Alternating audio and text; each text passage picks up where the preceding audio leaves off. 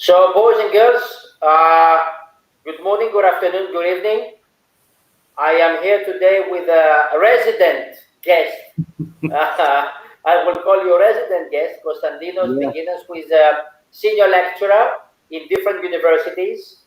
And we are here to discuss today um, how to succeed in your first leadership role, whether you've been internally promoted or you're joining a new company. So, Constantinos Biginas, tell us a little bit about yourself, couple of minutes.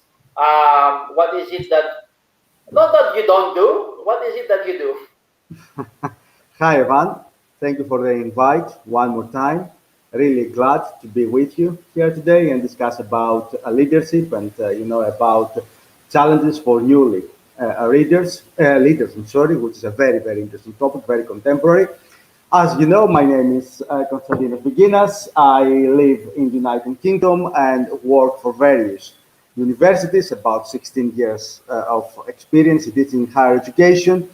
My main area is leadership and strategy. I am very actively involved in book writing, research, publications, etc. I'm a senior fellow of Higher Education Academy and fellow of Charter Management Institute.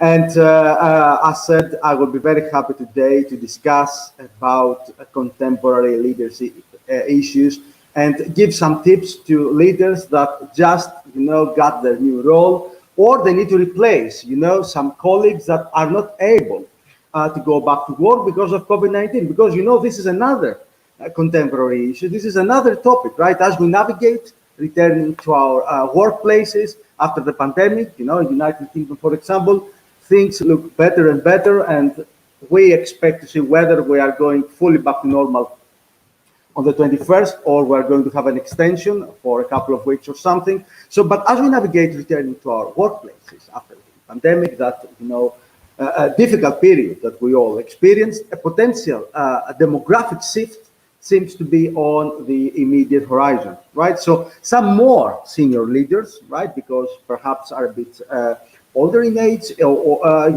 may not return to the office because they are part of a high-risk group. This is something that, can happen. It is happening, right? So, some leaders, they decided to retire early in some cases, or they decided to go back to, online work, or, to minimize their, visits to companies, to the real workplace. So in their place, younger, less experienced, but very talented employees, new leaders, will likely get promoted to leadership roles. So nowadays, as we move from the pandemic to post-pandemic era, there is another transition. I said we are not going back to normal, right? As we discussed during previous meetings, we are not going back to normal. We are going, towards a blended, experience, a hybrid model, face-to-face and blended. So Yeah. more, young employees will are very likely to undertake some leadership roles. So Which that's is a good thing, which is a good thing, which is absolutely a good absolutely, thing. absolutely, it's a very good thing, and it is, something that should motivate, Yes. people, employees that are young. They feel that they are very talented. They feel that they do possess the skills, the practical and the personal skills, right, to undertake such roles. They should go for it, and they should feel very confident. But of course, they should never stop investing in themselves, online leadership skills, cultural intelligence, being very well aware of artificial intelligence, new sophisticated tools, platforms, softwares, right? Because nowadays you need to lead people online, but face to face as well, right? So it's a new type of leadership where we need different people with different set of skills, and really very eager to learn, and very eager to implement their new leadership philosophy, their new leadership approach.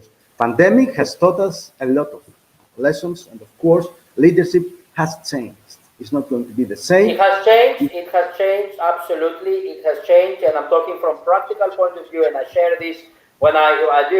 When I was in the UK, 10 years ago, when I was managing teams, I was in Bristol. I had a company in Bristol and in Swindon. And the way I was managing people, it was totally different. And I think both of us like polo, right? I just noticed your polo t-shirt. Are you? Yeah, so no, I'm just saying about your. I think you're also wearing polo. Let me see. You can put your camera down to see it. So when I was in the UK, and my management style was totally different. Mhm. So this video today, we want to talk about newly promoted leaders. So if you're a newly promoted leader, this video is for you. And do you know that according to research by the Corporate Executive Board, CEB, a few years ago, 50 to 70% of executives fail within a year and a half of taking on a new role, regardless whether they're an external hire or promoted from within. And stepping into your first leadership position, as you said, is both exciting and at the same time challenging.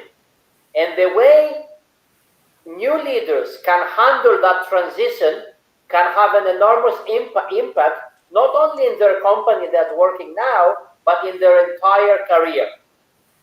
Right? Because companies, when they, whether a company promotes a successful candidate from within or selects a candidate from outside the company, the organization, the company has confidence and all the goodwill that a new leader's, skills and experience and attitude and know-how will meet the challenges of the job. So what do you think is the number one reason new leaders fail? Because 50 to 70%, it is a very high number. So my first, question on our discussion today is, why do you think such a high percentage of new leaders fail? Let's be honest, right? Being a leader, a great leader, is not an easy task, right? It's you have to lead, right? By example, you have to lead by permission if you want to be an effective leader. You have to prove your credibility. You have to prove that you are a talented person. You have to raise the expectation, right? The expectations that other people do have from you. And of course, you have to be able to inspire, engage, and motivate people in your own unique way, right? Unique way. Leaders need to show, not just tell. That's very important. So one of the most important things that you have to do as you start that leaders journey is that you have to actually be committed to your own values. So self-awareness is very important. You start your own, either you start your own business or you take a new role in your organization. So it is the time for a very honest, a very updated SWOT analysis on yourself, who you are, right? The best leaders should be, and they are committed to their values, right?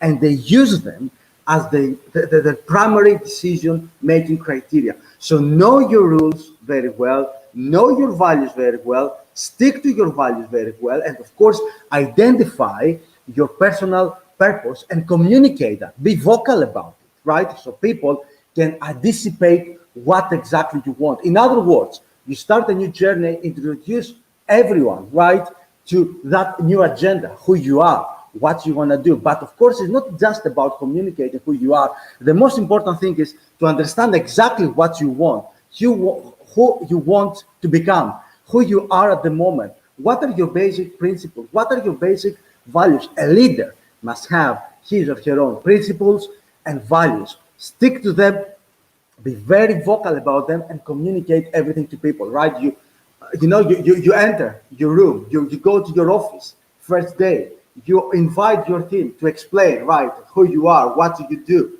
what is the mission, what is the vision. Yeah, I agree. I think getting to know your team and set standards early on is important. And I think, as you said, leadership is a personal game, and you need to know who you are yourself, and you also, I think, you need to know who you're managing, because sometimes being too distant, especially I mean, emotionally distant. If you're too distant, might, undermine your ability to properly direct your team. So I think knowing yourself, and get to know your team you manage, and make sure that, and I'm going to put a word that is important, that you start to build trust within your team, especially if you are brought from outside. Absolutely. So what do you do? Because internally is a little bit different, right? They know you, you know them, right? So from outside, how? Right. From outside, again, is a game of credibility, right? If you have built, right, your career, your profile in such a way that when people see your CV or your achievement, will say, okay, that's a person who really did something amazing in his or her career. So it's very important really to communicate who you are, what you did, what were your achievements, where you want to go, how to get there, and also indicate is very important. And I talk from my own experience, right? When I lead other people or when I'm being led by other people, emotional intelligence is very important, right? To make explicit that you are an emotionally intelligent person, that you are a culturally intelligent person, that you do have very strong empathetic skills, that you are there for your people, right? That you are starting together a new journey, but you are there to support them, especially if your company goes through a change, right? You go through the transition or you go through the post-pandemic era. Things, again, are brand new. You don't know how that post-pandemic era is going to unfold. So you have to indicate that you are there for your team, that you are there to support people that perhaps do not feel very confident, perhaps they need some guidance. During transition, during new roles, you need to be there like the captain of your ship, right? And but how do you, but you see, Constantinos, totally agree, but sometimes what happens in real world, when you promote somebody, it's like they get pumped with this air of ego. So the new day, they become like a new person. So let's talk a little about ego. You are especially, both if you're brought from outside and from internal promotion, you're part of the gang of the group, and suddenly you become their boss or the leader. How do you manage your ego? That's a very good question. And I think, look, part of it. I don't want to ask you the question. Then, partially, I think it has to do with your DNA, with the way you're brought up, and so on. Partially, but what can you do? To manage that ego, to make sure it doesn't, I understand what you're saying. It happens in many companies. He's a great leader, but he's a dick. I don't want to work with him, or he's too egoistic, or like it happens, right? So how do you manage that ego? That's true. That's true. And what they say, if you want to understand what kind of person someone is, give him or her power, right? And then you understand how he should give. Absolutely. That's right. With power. So I think that comes from the top, right? You have to select the right people to really turn into leaders. So you don't just turn people into leaders because you believe they do have the practical skills. It's not about the practical skills. It's about the interpersonal skills. It's about the ability to communicate effectively in multicultural, diverse, online, virtual environments. So you have to have the right people. I think one of the, I think you can continue. I'm just making breaks to break. I think one of the reasons some leaders fail, and it's the lack of cultural awareness. And normally, I would say that this normally applies to external hires more than internals. But it also happens with internal candidates. When they reach the executive ranks of the company and find that there are some unique politics, subcultures, and different methods of getting things done. So I think lack of cultural awareness is It's crucial. It's crucial because something. If you promote someone internally and that person needs to lead, and control and monitor people that used to be colleagues and work together, it's a bit difficult to find that red thin line that really separates the leader from the followers and ex-colleagues. So sometimes people find it quite difficult to deal with the power, and they don't really know how to react, how to deal with such situation where you have to give orders to the person that you used to work in the same office, perhaps. So again, if you are to really give the position to a talented person, prepare that person first, right? Leadership is not something that can happen like overnight. Prepare. Who to prepare? Who to prepare? Who? The company, right? The company. Well, this is why, for me, this is the number exactly. I don't know. You never read my note, but this is exactly the number one reason why leaders fail, because they never properly trained to lead. Absolutely. That's it. Leadership, it cannot happen overnight. You cannot say right on Friday to that person, Monday, the position is yours. You are responsible for a team of 25 people. That's it. Good luck. No, it's not going to work like that. It's not going to work like that. It's like you give the pilot the plane to fly and land where he hasn't done that or she hasn't done that before. You have to provide training. You have to go through some discussions. You have to give him or her opportunities, right, to develop some of the skills, to develop the mindset, and explain to that person, right, what we want to achieve as an organization. There is little formal leadership training in most companies, and most junior people that get promoted to executives or leadership or managerial or supervisory roles are kind of expected to acquire skills on their own, on the job, which is not a bad thing. But when it comes to people's skills, practically you can learn something on the job. If I don't know how to make this pen, if I spend 2 weeks with somebody who is making this pen, I'm going to learn something. But people's skills, you cannot learn it only on the job. You need to kind of get trained. Absolutely. Junior leadership programs. There are companies that really identify early, potential leaders, people with innovative, creative mindset, and they really offer opportunities for development. I'm talking about development, not training, right? Training is something that makes you better in your current position. That's fine. I'm talking about development. Prepare your leaders. Know where you're going to take that person. Know where you're going to take your company, and see how that person and his or her skills are aligned with what you want to do in the future.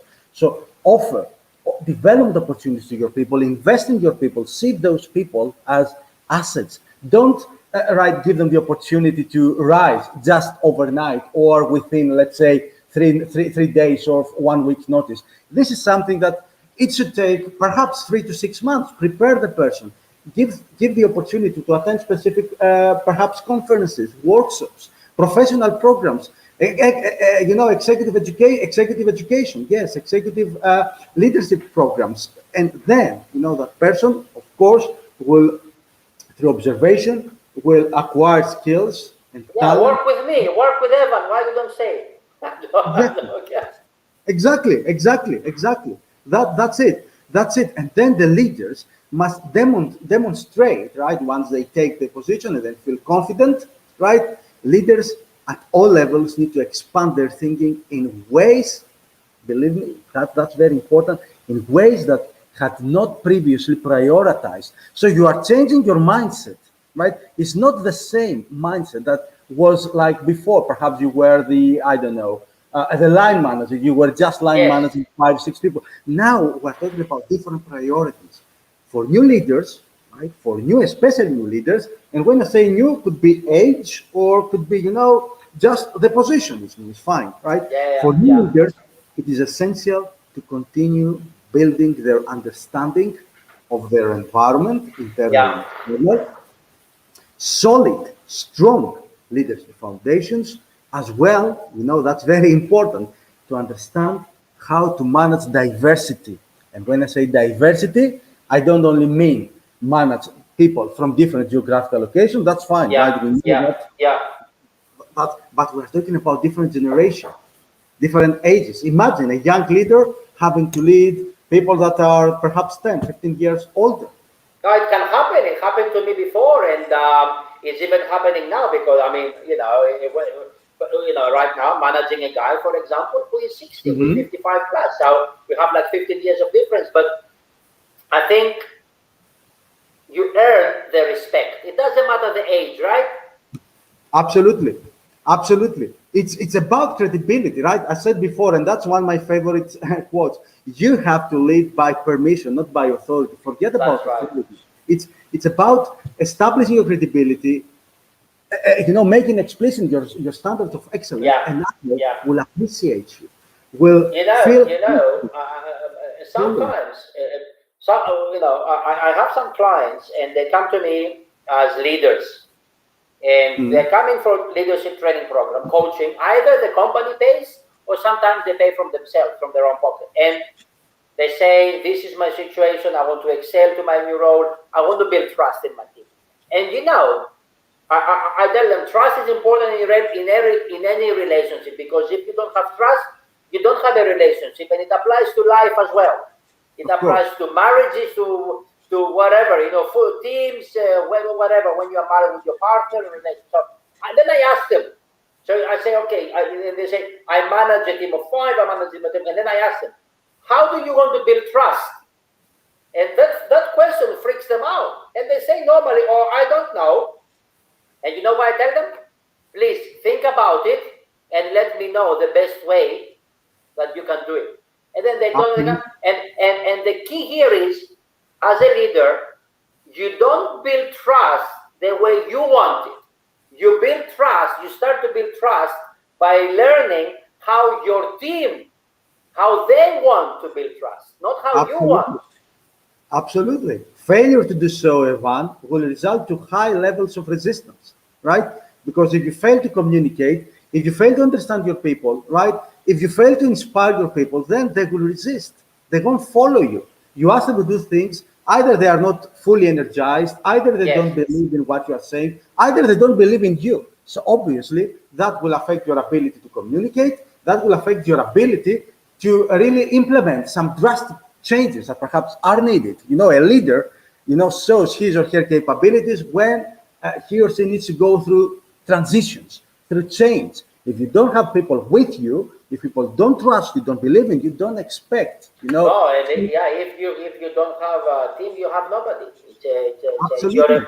You're a politician. If you don't have Mhm. the country, the voters behind you, you're nobody. It's the same principle. It's like the story of Alexander the Great. He was in Absolutely. well, you are a Greek Macedonian yourself. The Alexander the same, right? He was in Absolutely. somewhere in Persia, and they ran out of water, and his general said, I am going to take the best horses and somebody, and I'm going to go get water. And after a few days, they come back with the water. And Alexander the Great he took his helmet, he put water, the general took his helmet off, he put him fresh water, he kneeled in front of him and said, my king, here is water. And then Alexander the Great grabbed the helmet and he put it up and he threw the water on the floor. And he said, the famous water to my people first. Absolutely. That describes it That great. describes it. That's it. MBA in 2 minutes. That's it. Exactly. Alexander the Great and his famous leadership. Absolutely. So you have so many things to learn from, ancient great leaders like Like Sun Alexander. Tzu, the art of leadership, the art of war from the Absolutely. Chinese. So Absolutely. he wasted the precious water that the guy went and he wanted water to my people first. Absolutely. So Absolutely. and the That, people start to cheer, and how mhm. can you expect not to follow? People follow him just like this. And maybe Exactly. this is why he was one of the greatest emperors of the time. Maybe he Mhm. understood what today we call leadership. Exactly. Exactly. That will bring the right mentality in your team, right? That we are all together here. Of course, we have a leader that we trust and can take us through difficult times, but we're all together in this, right? We're all together So the in this. first question, and then I can put the questions, and then for the viewers, because you are giving different tips, they can match Mhm. to the question. So the first question, if you are a newly promoted leader, ask yourself, how do you want to gain trust? Absolutely. But Absolutely.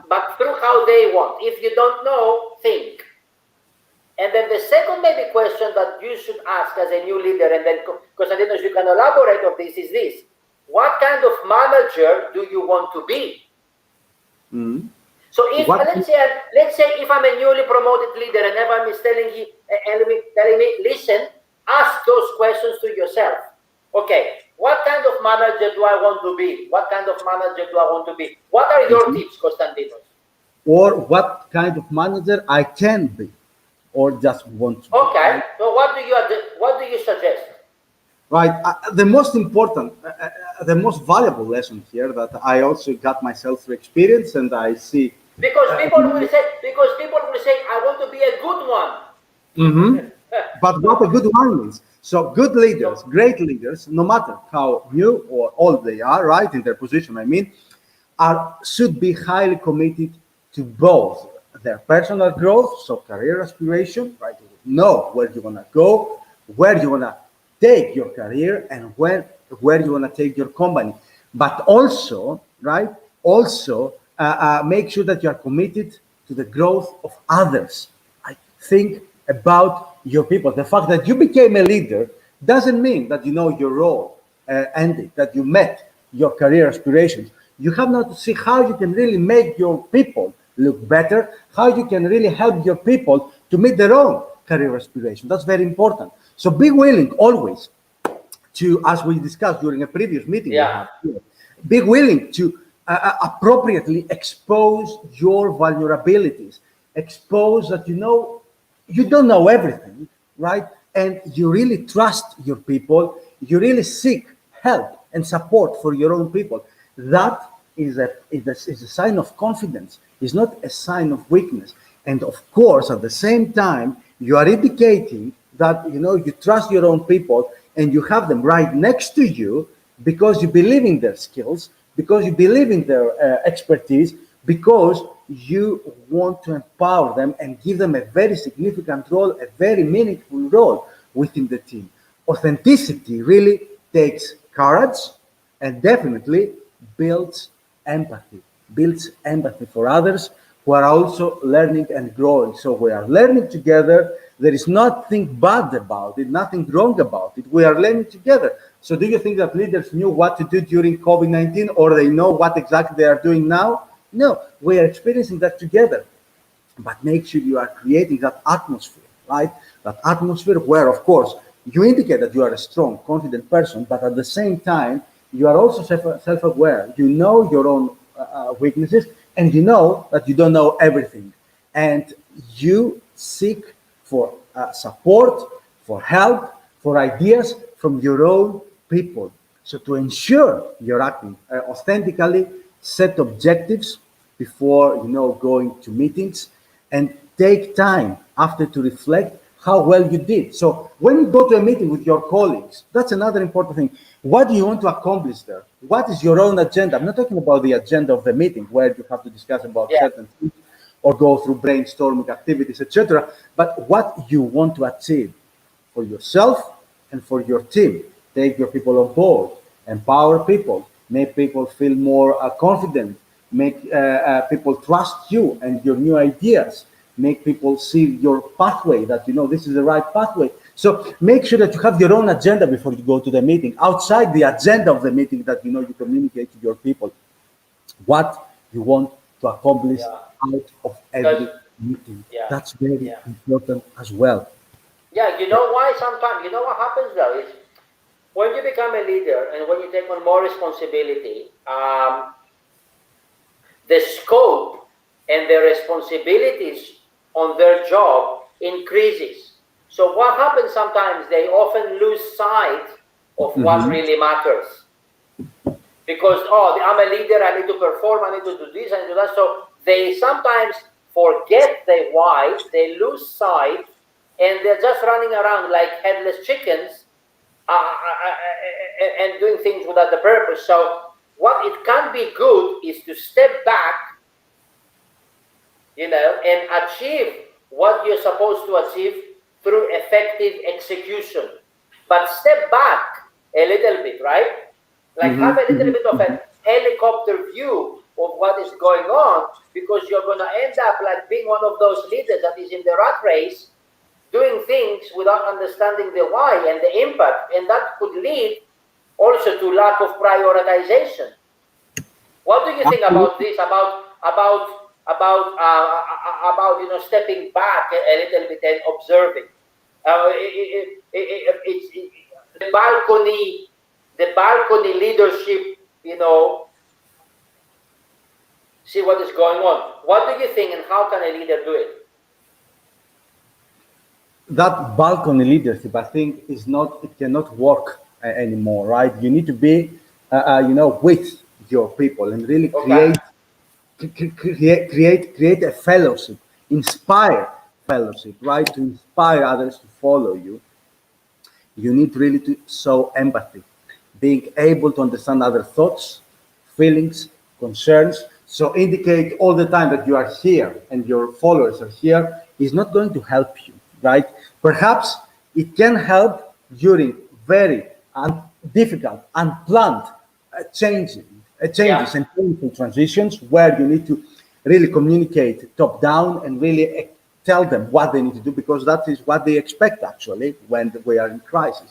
But implementing a leadership style where you are here and they are there, too autocratic, too central and planned, is not going to work, because you need to involve your people in your leadership, right?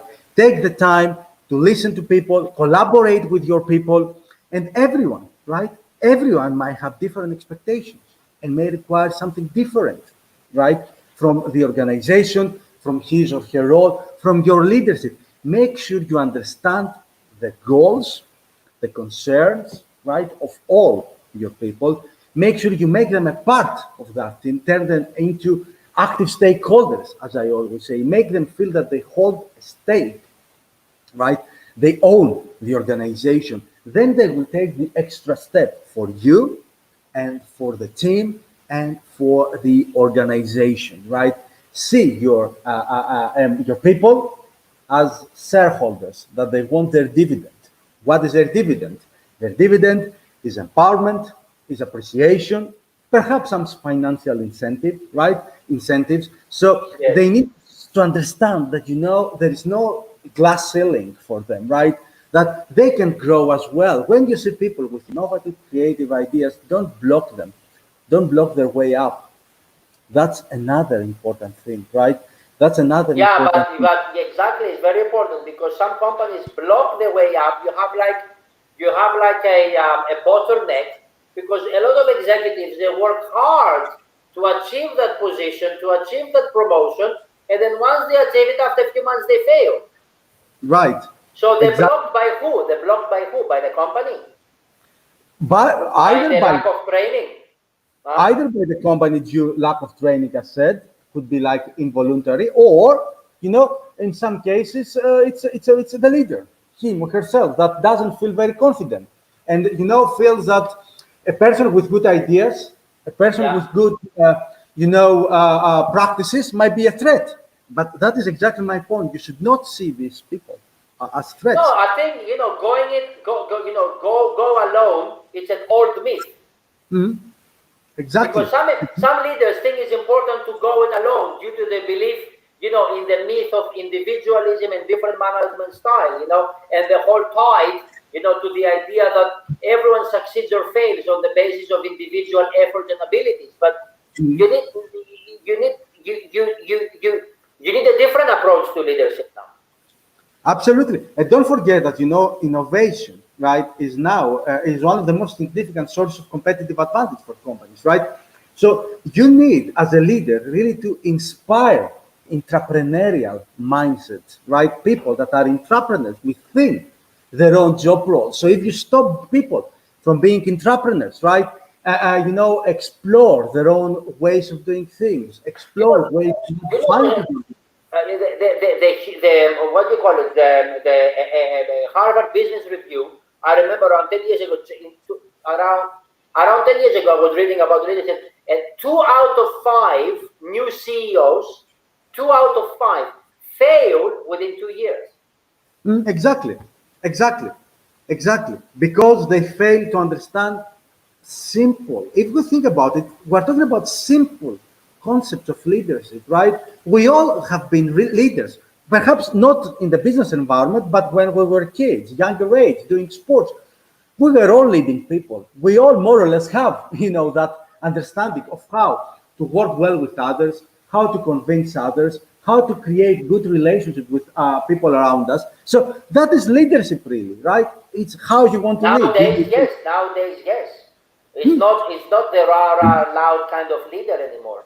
And Exactly. what do you think about companies? Do you think that sometimes new leaders often fail because unclear or outsized expectations?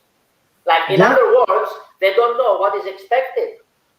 yeah, true, true, true. Because you talked about research just before, Evan.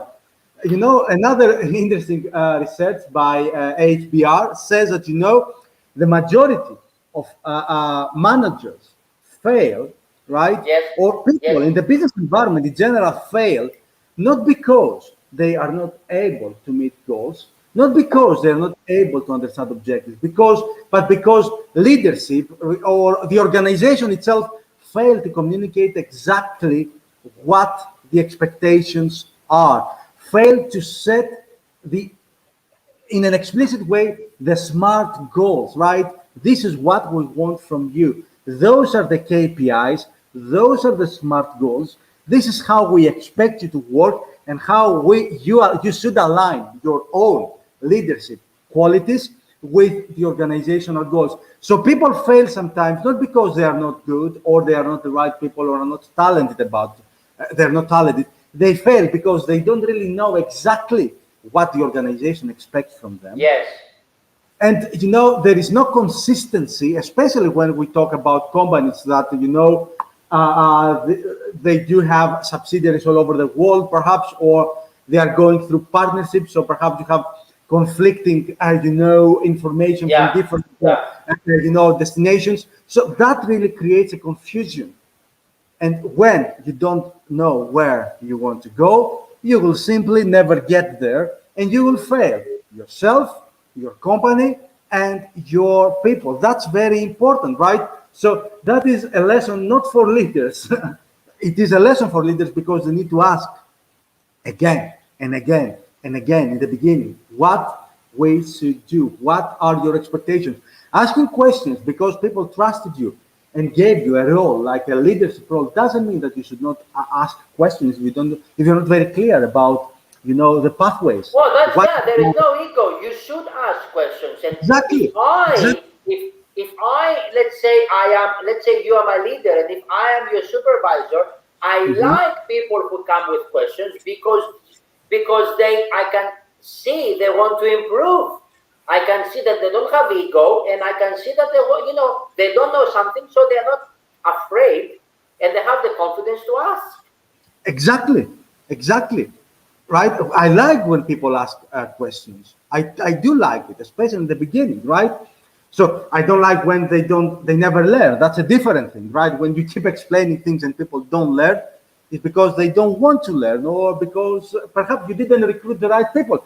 You know something? It's always company's fault. When people fail, it's always company's fault. You know something? Because A, they fail because you fail to communicate effectively what they want, what you want Yes, from them, yes. or they fail because in the first place you didn't recruit and select in a strategic way. So you invited the right people in, the wrong people. Selection and recruitment is a big thing. Exactly. So it's always company's fault, Yeah, yeah, either yeah. poor communication or poor recruitment and selection. People are there because you brought them there. It's your fault. So it's always companies. It's always top executive minds that they should select the right people and communicate.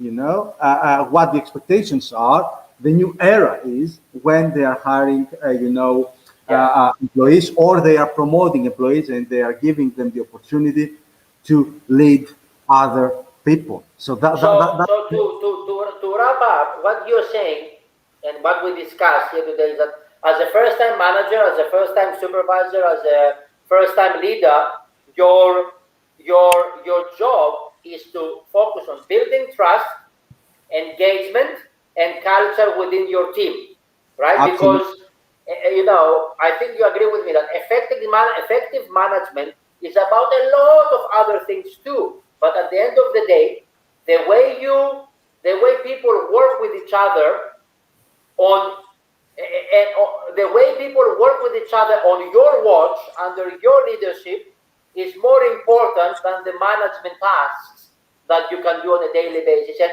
talking from experience, in my own career, the people I looked up to the most or learned the most from were individuals who cultivated that sense of trust and created a team environment where, where, for example, when the leader is not there, the team can still perform. Absolutely. Your final thoughts. Excellent Those points. are my final thoughts. Trust, Excellent. culture, engagement. Absolutely. And another important word here is innovation, right? Make sure you become a leader that embraces innovation. You see, We are. Constantinos, a lot of people don't understand the word innovation. When you tell to somebody innovation, they think it's the new technology app. You are not talking about technological innovation. So No, what do you mean? What do you mean? I'm talking about allowing people, permit people to do the job in their own way. Allow entrepreneurial thinking. Very important. Allow entrepreneurial thinking. You have some very good minds, some very interesting people in your team. If you don't allow that intrapreneurial mindset, you are losing the opportunity to get access to their thoughts, opinions, perspectives, and some very innovative ways of doing things that can really allow the team to achieve superior goals. So make sure that as a leader, you provide ways for innovators to stay with their own ideas. That's very important. Don't make people to constantly stop to explain their actions and ask for permissions. Don't create a very bureaucratic internal environment. Trust your people. That's why you got people in your team. That's very important to me and really helped me a lot to develop my career, right? I will never forget the first leaders that I had in my career and really allowed me to do things as I want. And that really helped me and produce good results for the institution back then. So trust your employee and allow innovative, creative thinking. Don't punish failures, right? Don't punish failures. It's not going to work because if you punish failures, forget about it. I think, for some leaders to become like this, you really need to have self-control. Absolutely. Absolutely.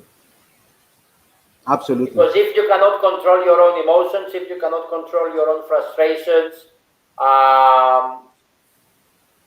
this kind of managers, talk to me when I have my coffee after 10 o'clock. You can tell this, this kind of management, like, I want my coffee as well, but it doesn't mean if somebody can, so self-aware and self-control. Maybe next time we can talk about how to control frustrations as a leader.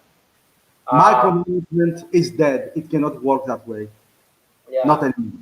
Yeah, micromanagement is another issue, especially now. You talked about governments, and organizations. Here, we're not talking about businesses. We're talking about organization. A country, a region, a state, a municipality is an organization, and there are a lot of leaders there who are managing teams. So, trust right now, with so much news going around with the vaccines, no vaccines, what is good, what is not good.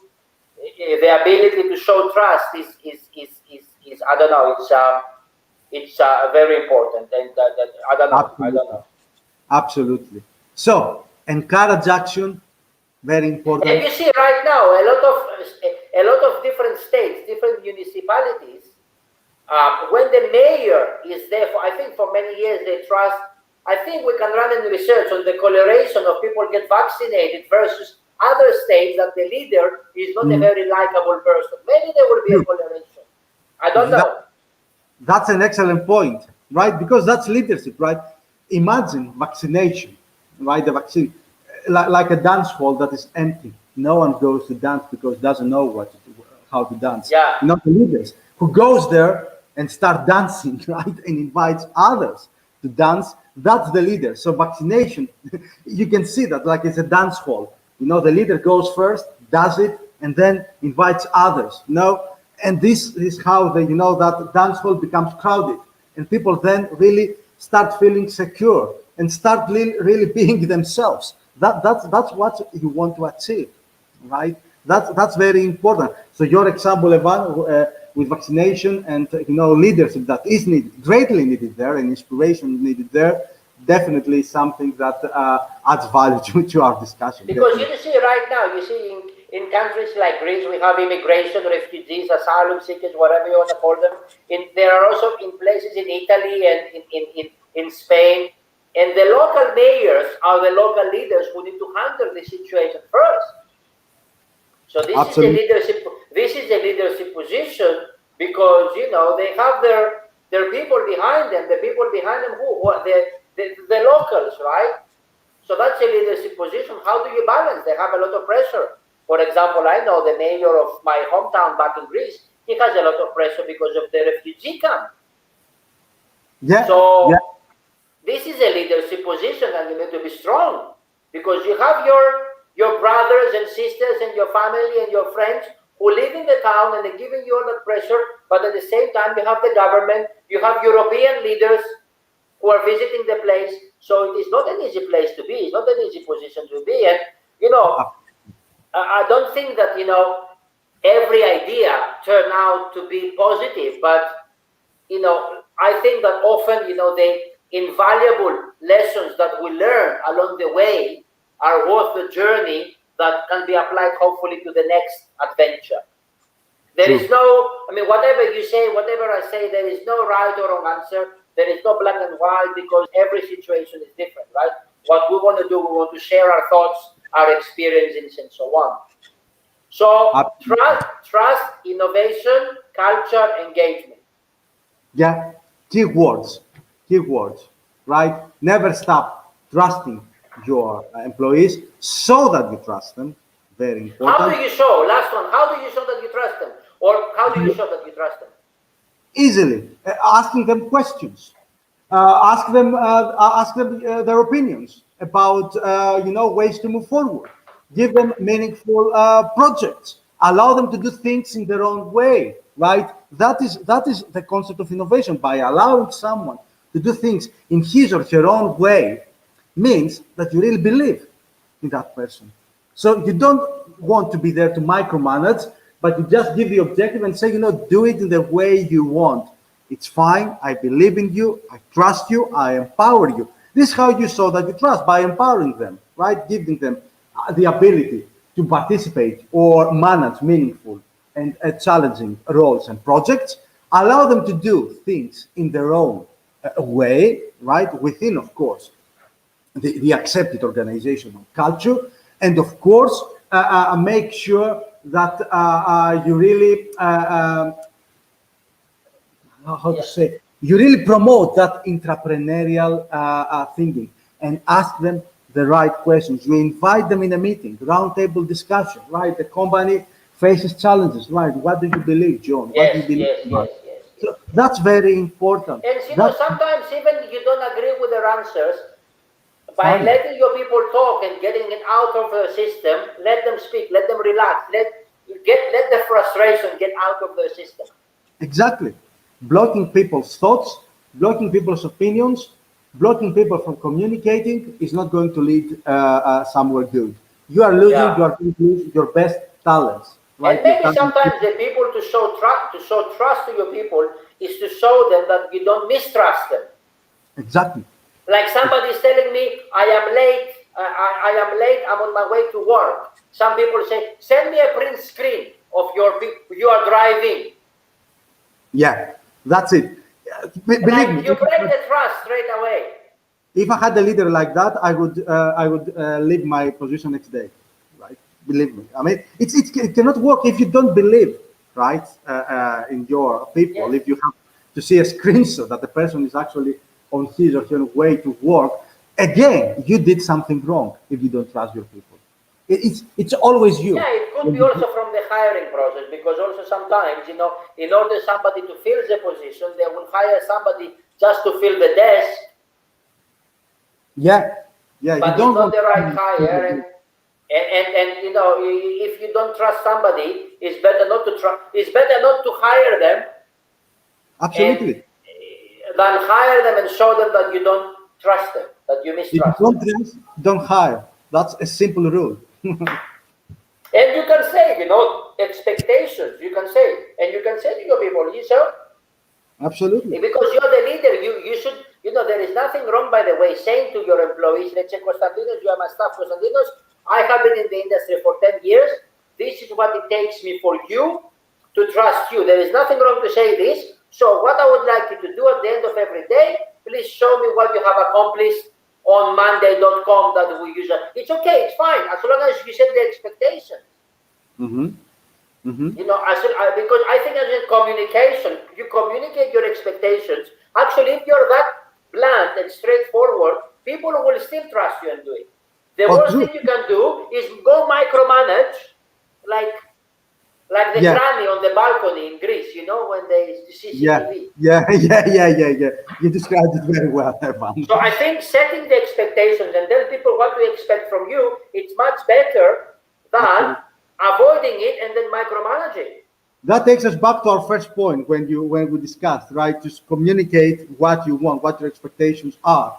Yeah. Be very clear. What people don't want to see is a person who's not confident, doesn't know what he or she wants to do. Yes, uncertain, going around, not micromanaging. Yes, it is much better to set the expectation with rules, because maybe you feel insecure, maybe you feel micromanager. It's fine, but if you set the expectations, people will do it. You are not clear. It's fine, because if I had a manager tell me every day, upload your work into the shared software so everybody communicates, everybody can see, because I don't want to micromanage you, then I can just log in and see what tasks you accomplished. It's fine, actually. Yeah, absolutely. That's the expectation. If the expectation is clear, good, done, finish. Exactly. The worst thing you can do is not communicate it and then go around, what are you working on today? What are you working on today? Send me a picture there, send me a picture there. Drive people crazy. Exactly. And allow informal meetings, informal discussions, right? So lead by wandering around, but don't go around to micromanage. Have a cup of coffee, discuss with your people, go around the coffee machine, see what is going on there. So that's those things that you can really do. Important decisions sometimes are being made over a cup of coffee during the break. Yeah. So make it informal. Don't make it everything formal, right? You meet formally. You really take the minutes. So yeah. Professional but casual, like we do, like a chat. Exactly. And if you cannot do it because people work from home, you can just log in Google Meet, Zoom, Skype, WhatsApp, and you can have a chat. Absolutely. And those are things that I really experience, and I see them working really well. I experienced them when I started my career, and do them now because I believe, they work well. And those are things that I do because as a lecturer, right, I have to lead my students as well. This is how I do, because teaching is also like leading people, inspiring people to enter, that learning process. It's not you are here, you have to learn. No, I have to inspire you to learn. Yeah. Constantinos, we are almost on the hour. Excellent. Thank you very much, and I will look forward to see you again. Excellent. Thank you, Evan. Always to participate and discuss pleasure. So you are in England, right? You are in sunny UK. Yes. But I will go back to Greece, hopefully. They allow you. They will allow you.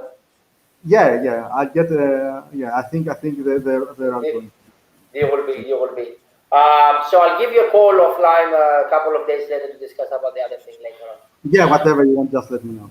Yeah, thank you, Constantinos Biginas, Senior Lecturer, and thank you for the people that have been with us today. I hope we have added value to your leadership journey.